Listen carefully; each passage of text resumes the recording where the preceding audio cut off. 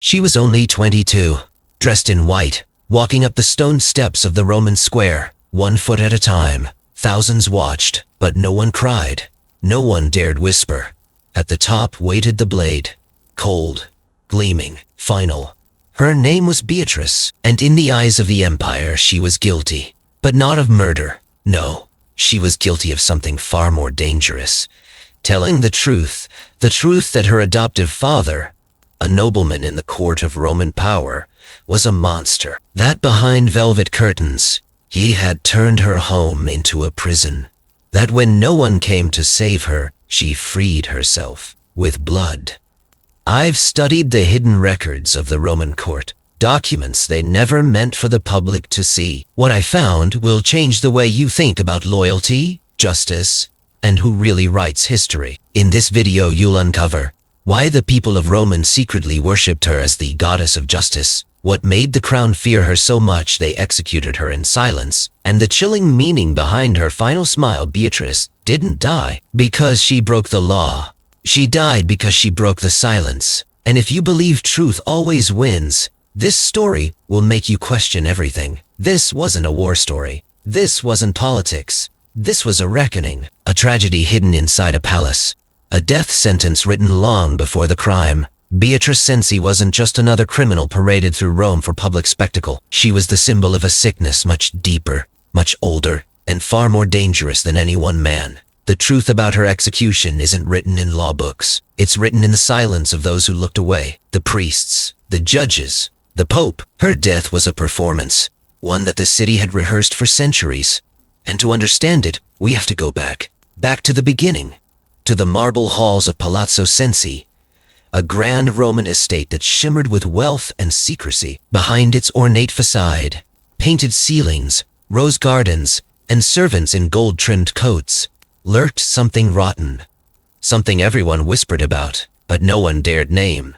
And at the center of it all was Francesco Cenci, her father, a man so powerful, so untouchable, that even the Vatican bowed when he walked past. Francesco didn't just own land, he owned fear. His name could close courtrooms, stop investigations, make people disappear. But what he truly wanted couldn't be bought with money or titles.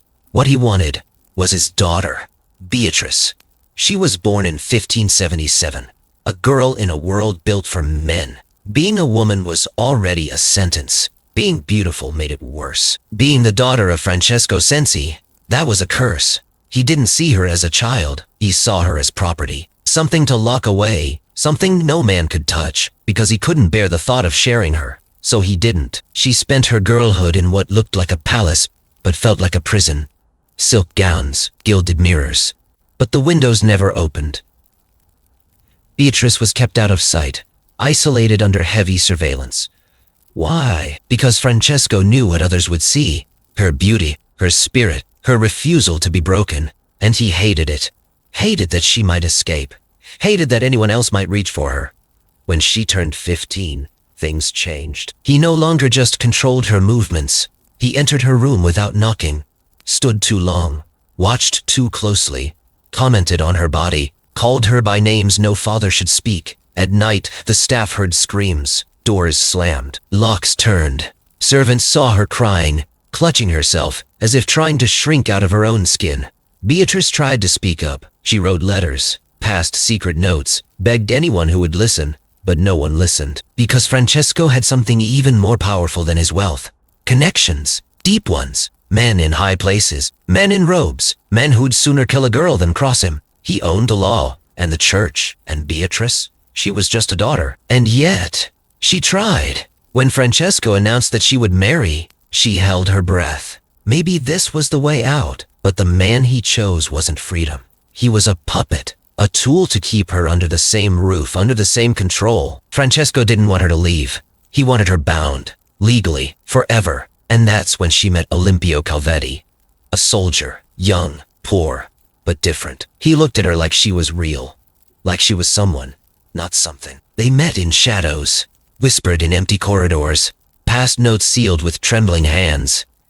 He promised to take her away, said he'd protect her, said she wouldn't have to suffer anymore. For a brief moment she believed him, but Francesco found out. He exploded. Olimpio was banished. Beatrice was locked in her room, her food rationed, her body punished, her hope crushed, and it became clear she would never be free as long as her father drew breath. So she made a choice, not just to escape, but to survive. With her stepmother, Lucrezia, and her brother, Giacomo, they began to plan, not out of revenge, not out of anger, but out of necessity, because sometimes justice isn't given. It has to be taken.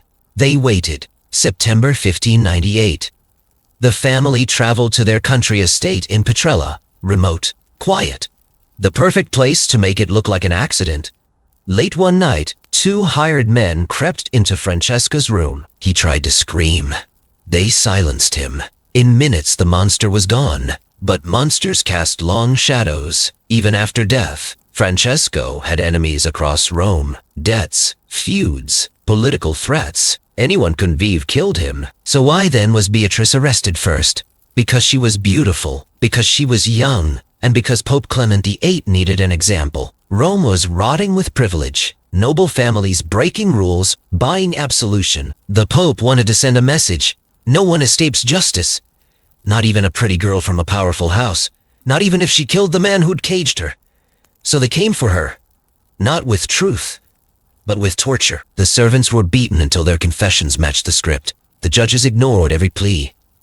They already had the ending they wanted. Beatrice was guilty because she had to be. Because her story, her suffering, her inconvenient, and inconvenient women don't survive. The prison was cold, damp. Months passed. Beatrice barely saw daylight. But still, she tried to speak, told the court of what Francesco had done, told them about the nights, the bruises, the fear. But no one cared. They weren't listening, because they already knew how it would end. And now, here she was, walking the steps like a bride. But the altar was wood. The veil was blood. The wedding gift was death. And just before the blade fell, something strange happened. The crowd fell silent, not from fear, but from guilt. As if, for the first time, Rome understood what they were about to do. They weren't executing a criminal. They were destroying evidence of what it costs to be a woman, of what it means to fight back, of what happens when the truth is too ugly to be told out loud. Beatrice knelt. The executioner hesitated. His hands shook. But the order was clear, and with one swing, it was done. Or so they thought, because even in death, Beatrice refused to be silent. And what came next? No one saw coming. The day Beatrice was born, Rome was loud with celebration. Bells rang across basilicas, and the streets echoed with music and wine. But inside the Palazzo Cenci, the mood was different. Quiet, watchful. The baby girl wrapped in linen wasn't just a child. She was a possession, a delicate asset of House Cenci. Her eyes, wide and glassy, stared up into a world already waiting to cage her. She had no idea yet that the man standing at the foot of her cradle, Francesco Cenci, was not just her father. He would become her captor, her tormentor, her judge, and eventually her executioner by proxy. Francesco Cenci was no ordinary nobleman. He was feared. The kind of man who didn't raise his voice because his silence could do more damage. He carried titles like weapons, held land like a fortress. His enemies didn't sue, they disappeared. And he wasn't born with this power. He earned it the Roman way. Brutality and silence. The servants whispered of his temper, of smashed glass and slammed doors, of mistresses who came and went, none lasting long. But no one ever said it aloud. Francesco was a monster. Because in Rome, monsters wore robes, rode carriages, and paid for masses in gold. Monsters dined with cardinals. Monsters donated to the church. And Francesco's favorite audience was God. But not even that mask could hide the rot at home. Especially when his obsession with Beatrice began to show. At first, it was subtle. He'd stare too long during dinner. His hand would linger too close on her shoulder. She was only a child. Yet the rooms started to feel smaller when he entered. The air thicker. She began keeping her door closed, then locked, then barricaded. Her tutors were dismissed, her outings cancelled, her letters intercepted. Her brothers watched but said nothing. Her mother, dead when Beatrice was still small, had once been the only protection she had. And her stepmother, Lucrezia, was just as trapped, powerless in her own way. For years, Beatrice existed in a limbo of lace and dread, her dresses tailored, her hair combed, her beauty quietly, cruelly emphasized. Because that's what Francesco wanted. He paraded her at dinners, not to marry her off, but to gloat. Look what I own. Look what no one else can touch. It wasn't fatherly love. It was obsession, containment, control, and Beatrice felt it, felt him. She began to plan escape not in miles, but in inches. Could she slip notes to the kitchen boy? Could she ask the seamstress to deliver a letter? Could she trust anyone? The answer, she learned quickly, was no. Because every time she reached out, the walls closed tighter. Servants were replaced. Locks were added. Punishments followed. Not with fists, but with coldness. Food withheld. Isolation deepened. Francesco didn't just want Beatrice to be still. He wanted her to vanish inside the house. Then came Olimpio. He wasn't supposed to mean anything. Just another hired man, another soldier rotating through the estate staff. But he looked at her. Really looked. And when he did, she didn't feel invisible. She didn't feel owned. She felt seen, respected. It started with nods, then whispers, then pages torn from prayer books used to write secret letters. She'd never known what it was to trust until him. Olimpio had scars, real ones, but spoke gently, carried himself like someone who knew pain but hadn't surrendered to it, and so, neither did she. He said he'd help her run, said he could smuggle her to Naples. They talked about life after Rome, about orchards, about the sea. Beatrice started dreaming again. For the first time since childhood, she laughed. But dreams make noise, and Francesco heard it. He exploded. Olimpio was gone by morning. No goodbye, no trace, just empty halls and the echo of footsteps that never returned. Beatrice, once locked away in shadows, was now practically buried. Her windows sealed, her meals rationed, her silence demanded. Francesco's punishments changed, became psychological. He would appear unannounced, stand outside her door for hours, or worse, inside, saying nothing, just watching. And that's when she broke, not outwardly, not with screaming or violence, but something inside her went cold. The hope was gone. The fear turned sharp. If she was ever going to leave this house, it wouldn't be by door. It would be over a body. This is where most stories would slow. But this one only accelerates, because Beatrice wasn't alone. Lucrezia, who'd once seemed soft and resigned, began to shift. She saw what Francesco was doing. Maybe she had always known, but now, watching the same fate curl its fingers around Beatrice, something snapped, and Giacomo, her older brother, had his own reasons to hate their father. Years of beatings, humiliations, threats, 3 survivors, 1 goal. The plan formed not in shouts but in glances, in long, heavy silences, in late night whispers that never spoke the word murder, but didn't have to. Everyone understood. In September 1598, the family left for their country estate, Petrella. Isolated, quiet, miles away from curious eyes.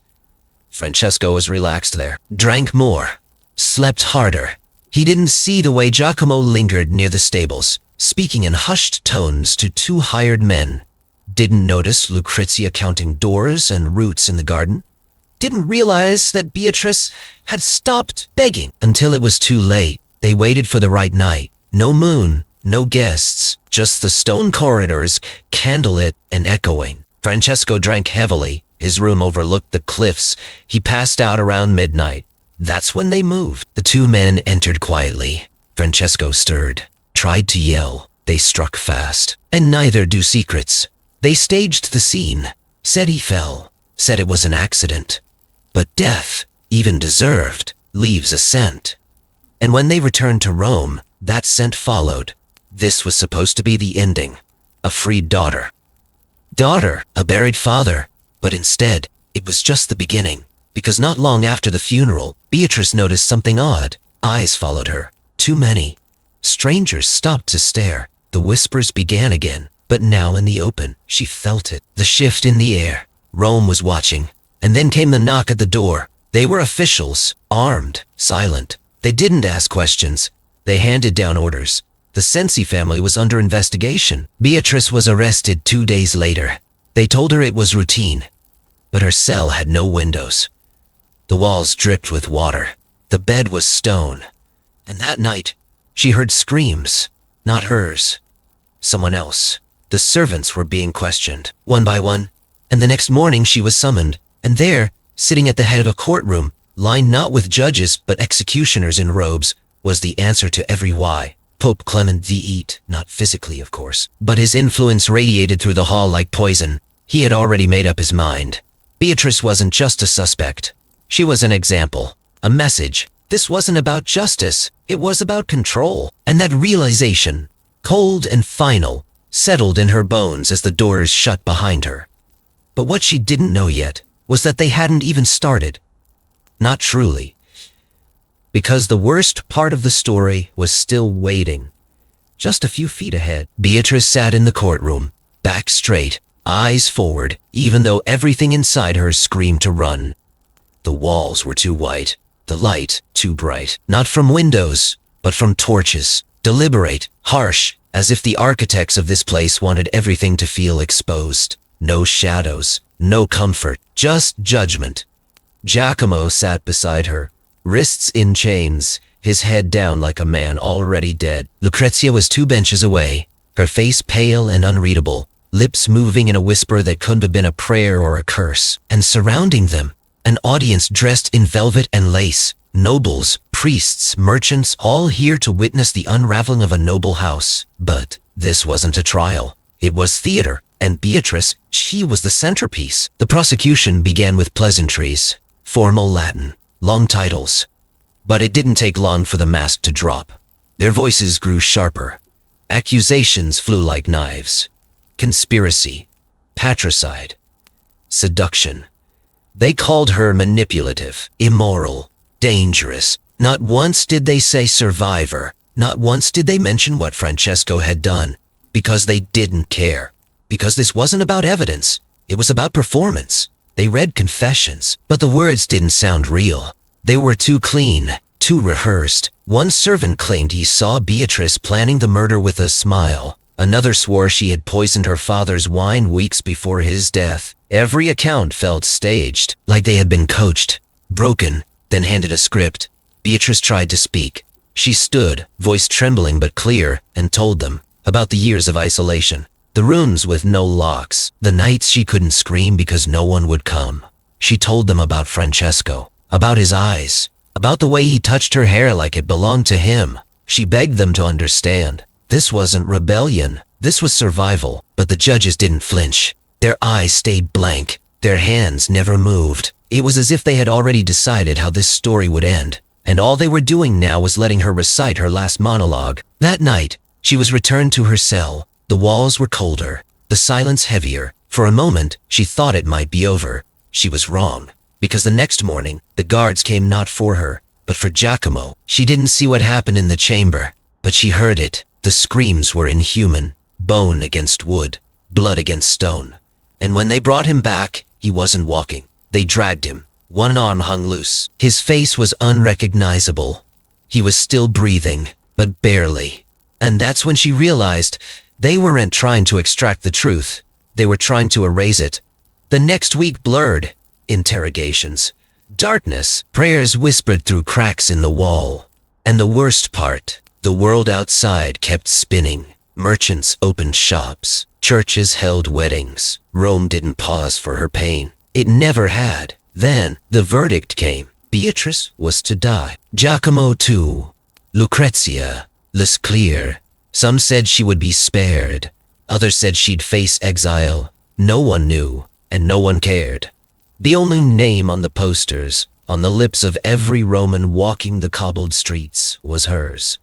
Beatrice Cenci. They printed sketches of her face, wide eyes, loose hair. She looked more like a Madonna than a murderer, and that was the problem. She was too beautiful to hate, too tragic to dismiss. The public couldn't stop talking about her. They debated her morality, her innocence, her defiance, and slowly, whispers turned to sympathy. Women left flowers outside her prison. Men offered to marry her to spare her life. Artists sketched her from memory. Songs were written. Songs were written, petitions signed, nobles whispered to cardinals. Cardinals whispered to the Pope. A pardon, they said, would save face. Show mercy. Prove the church had a heart. But Pope Clement VIII was unmoved. To him, this wasn't about one girl. It was about legacy, about power, and most of all, about control. He saw what Beatrice had become. Not a criminal, not even a noble, but a symbol. And symbols were dangerous. So he doubled down. No pardon, no delay. The execution would proceed, and Rome would watch. The days that followed were a blur of preparation. Beatrice was allowed one final confession. A priest visited her, speaking softly, hands trembling. He offered forgiveness, but his eyes betrayed something else, pity. Even he didn't believe she belonged there. She asked for a white dress. Something simple, modest, the kind a bride might wear. Not because she wanted beauty, but because she wanted dignity. Because if they were going to kill her, she would walk to her death like she had lived, unbroken. September 11th arrived like a storm. The bridge of Sant'Angelo swelled with people. Thousands. Some came for justice, others for spectacle. But many came in mourning. Rome hadn't gathered like this in years. And in the center, surrounded by guards, walked Beatrice. Her face was calm, paler than usual, but calm. Some said she looked like a ghost. Others said she looked like a queen. But no one said she looked afraid. Lucrezia kissed her forehead. Giacomo, barely conscious, was carried ahead. Beatrice followed, step after step, until the block was before her. She knelt. The crowd held its breath. The executioner hesitated. And then, a moment, just one. A voice in the crowd screamed, "Stop!" Every head turned. For a second, it felt like hope, but nothing happened. No rider arrived. No decree. No pardon. Just silence. And then the blade fell. The crowd gasped, not with joy, not with satisfaction, but with grief, because in that moment, they understood. They hadn't watched justice. They had watched a sacrifice.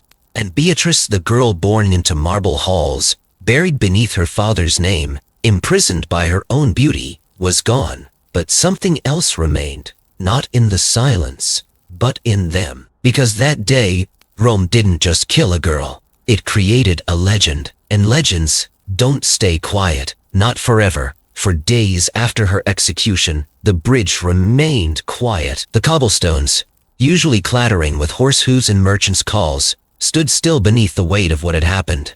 No one washed the blood. No one dared. Flowers began to appear. Bouquet, petals, even locks of hair tied with ribbon. At first, it seemed like mourning. But it wasn't grief. It was rebellion. Because Beatrice's death hadn't silenced Rome. It had awakened it. Something shifted that morning when the blade came down. Something irreversible.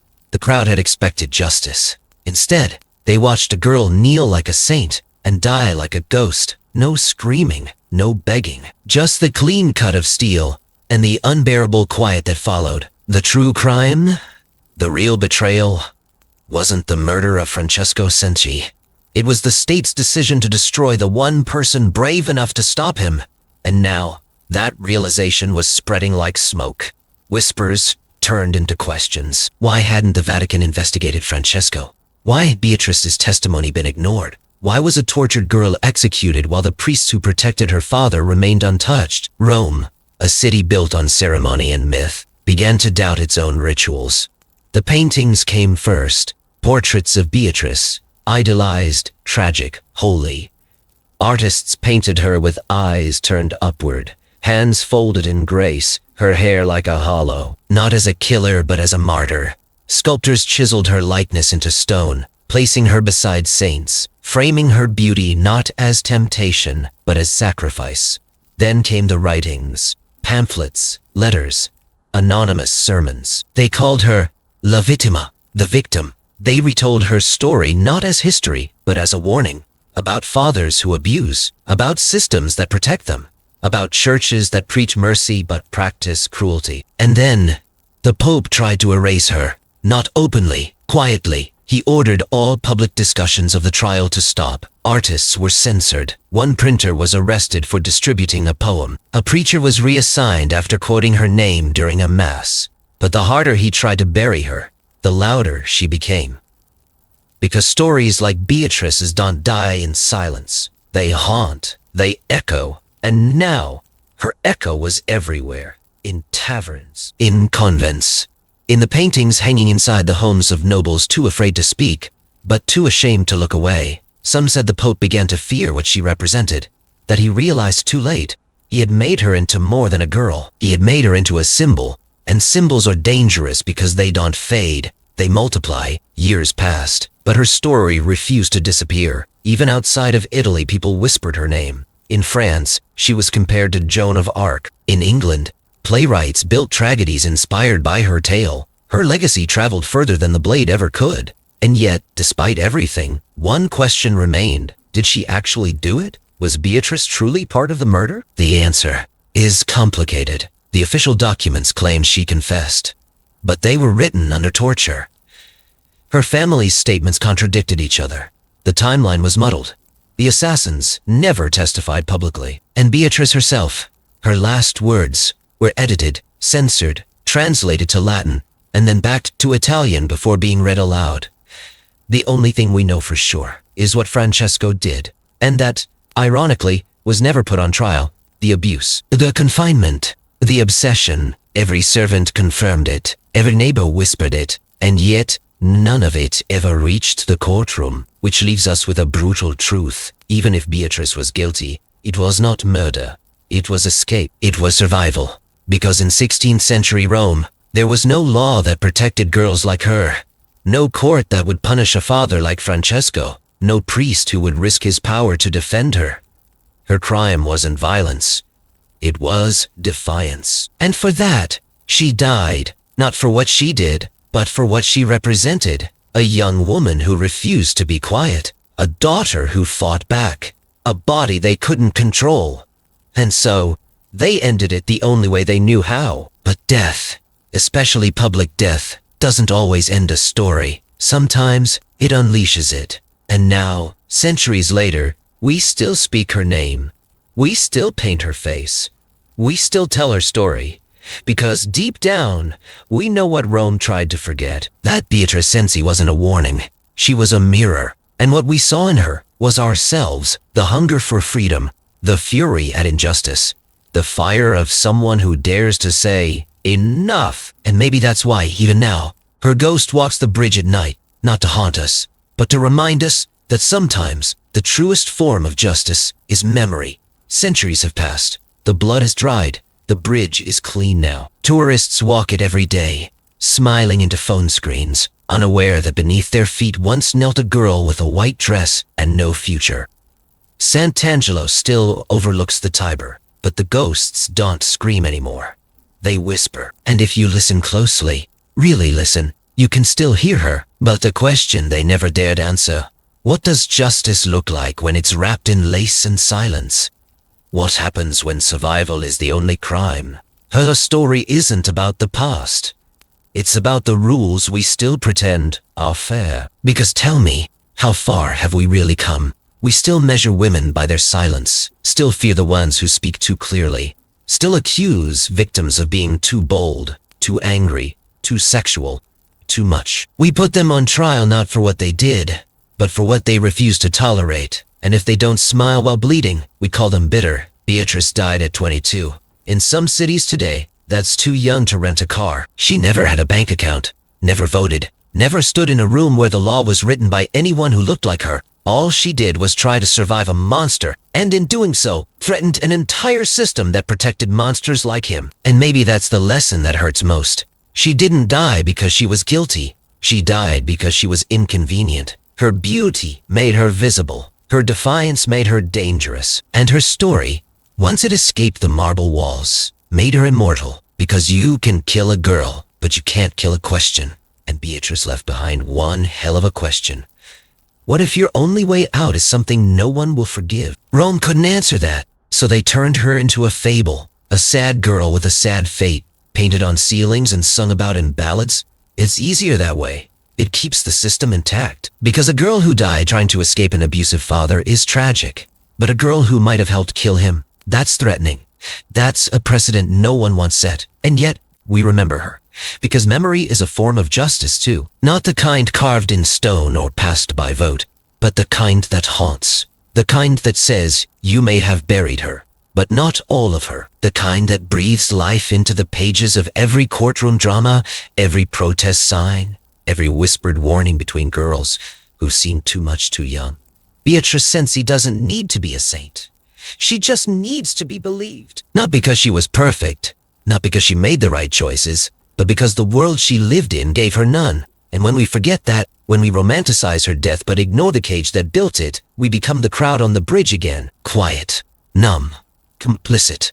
But maybe it doesn't have to end there. Maybe the real punishment, the one her father, her judges, her pope never imagined, is this. That long after they died, she remains. In paintings, in books, in stories like this one, and in every girl who walks out of a courtroom with her name still intact. Because somewhere in a dusty archive or a whispered confession, someone tried to write her out with survival, with the slow, devastating realization that the only power she ever truly had was her refusal to disappear. And for that, we remember. We remember the girl who walked to her death in white. We remember the family that chose survival over obedience. We remember the church that chose silence over truth. And we remember, most of all, the price of not listening when someone finally screams. So the next time you hear a story that starts with, she was asking for it, or it couldn't have been that bad, think of Beatrice. Think of what it took to make the world see her. Think of how many didn't survive long enough to be believed. And ask yourself quietly, if she had lived today, would it have been different? Would we have protected her? Would we have heard her? Or would we have watched? Again. And the truth is, the answer is still being written. By us. And if this story stayed with you, even just a little, don't let it vanish into silence. Tap like. Leave a comment. Tell me where you're listening from and what part of Beatrice's story echoed with you the most. Maybe it was the strength, or maybe it was the question that still hasn't been answered. And if you believe stories like hers deserve to be remembered, shared, and spoken out loud, then subscribe. Because here, we don't just tell history, we bring the forgotten back to the stage, one voice at a time.